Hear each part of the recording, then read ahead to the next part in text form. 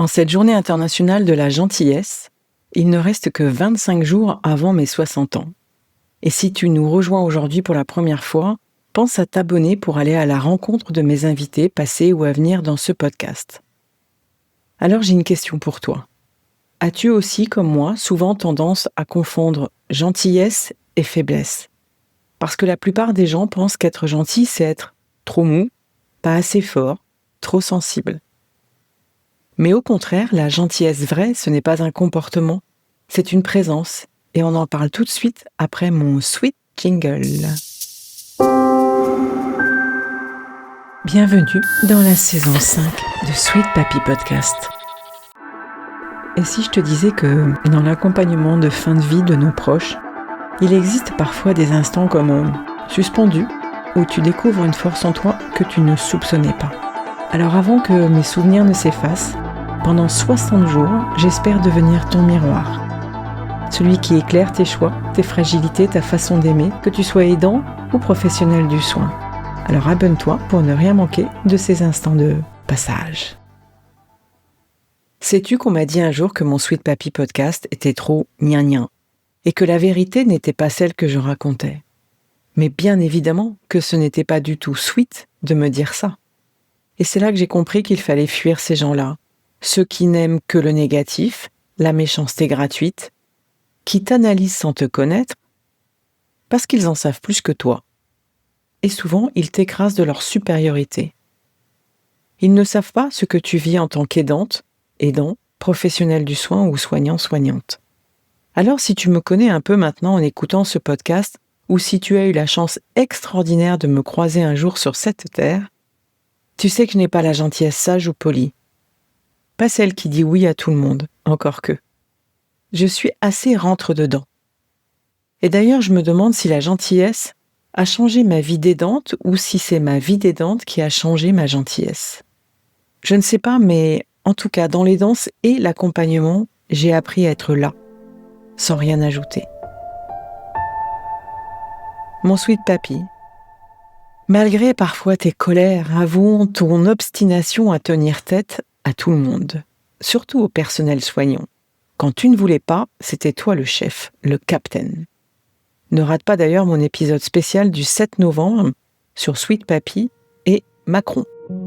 Je me suis mise très tôt dans mon parcours d'aidante à pratiquer la gentillesse consciente sans le savoir à ton égard. Et là, j'ai tout de suite vu que ça avait changé. 1. Le ton de ma voix devenait plus doux et plus lent.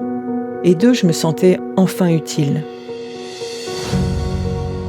Pas parce que je faisais, mais parce que j'étais là et j'ai vu la différence profondément. Et puis au départ, je me suis tournée très rapidement vers les professionnels plus humanistes, plus bienveillants, comme Colette Roumanoff, auprès de qui j'ai appris à changer ma posture, et qui correspond aujourd'hui à ma Sweet Papy philosophie, et ce que je propose dans mon programme Sweet Elle. Et puis j'ai creusé ces enseignements au fur et à mesure, et on m'a fait découvrir un certain monsieur Carl Rogers, un autre Sweet Papy né en 1902, étonnant comme mon grand-père, tiens. Père de l'écoute active, ce psychologue humaniste américain disait une phrase que j'adore. Chaque individu détient au plus profond de lui sa propre vérité. Il peut accéder à ses ressources s'il se sent compris, accepté et non jugé. Et oui, cette phrase m'a bouleversée. Parce que c'est exactement ce que j'ai appris au chevet de Sweet Papy avec les soignants et les thérapeutes que j'ai côtoyés pendant tout ce parcours, entre l'accompagnement et les interviews dans le podcast. Et me voilà en train d'apprendre ceci. Accueille sans corriger. Quand ton proche ou ton patient exprime sa peur, ne cherche pas à la rassurer. Écoute, respire avec lui, laisse l'émotion vivre. Ensuite, parle vrai, avec douceur. Tu peux dire « je ne sais pas quoi dire, mais je suis là ». Cette honnêteté touche plus qu'un long discours, je te le promets. Et puis sois authentique, congruent. Si tu es fatigué, dis-le. Si tu es ému, montre-le. La vérité, quand elle est exprimée avec bienveillance, elle crée du lien, jamais de distance. Et puis enfin, ce qui est le plus important, pratique la gentillesse envers toi-même. Carl Rogers le disait, on ne peut pas offrir ce qu'on ne s'accorde pas. Alors il faut prendre soin de son espace intérieur pour rester dans une présence vraie.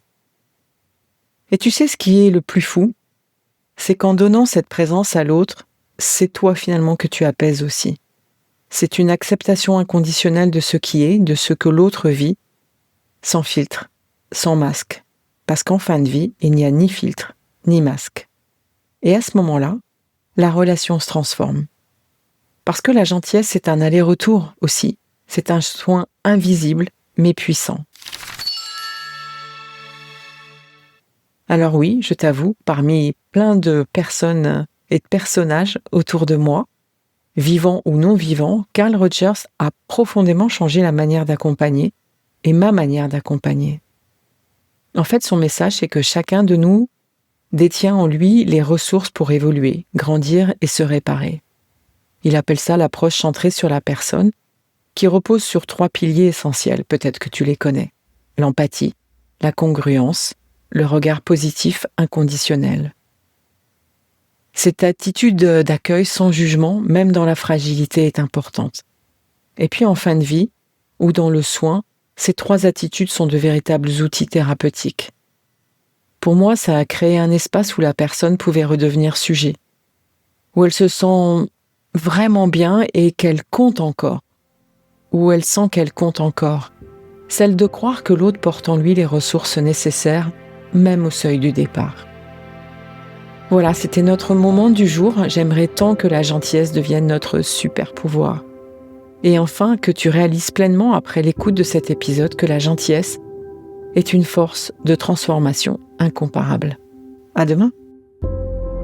Si cet épisode t'a touché, inspiré ou donné des pistes pour mieux appréhender les imprévus de la vie, je t'invite à aller plus loin. N'hésite pas à t'abonner à Sweet Papy Podcast pour ne manquer aucun des prochains épisodes, remplis bien évidemment de bienveillance et d'histoires inspirantes. Et puis partage s'il te plaît cet épisode avec quelqu'un qui pourrait en tirer des enseignements précieux. Et surtout, si tu souhaites discuter de ton propre parcours d'aidant, échanger ou découvrir des ressources pour t'accompagner, n'hésite pas à réserver un appel découverte avec moi via le lien qu'il y a dans le descriptif de l'épisode. Sache que ton histoire, ton expérience et tes questions méritent d'être entendues. À très bientôt et prends soin de toi.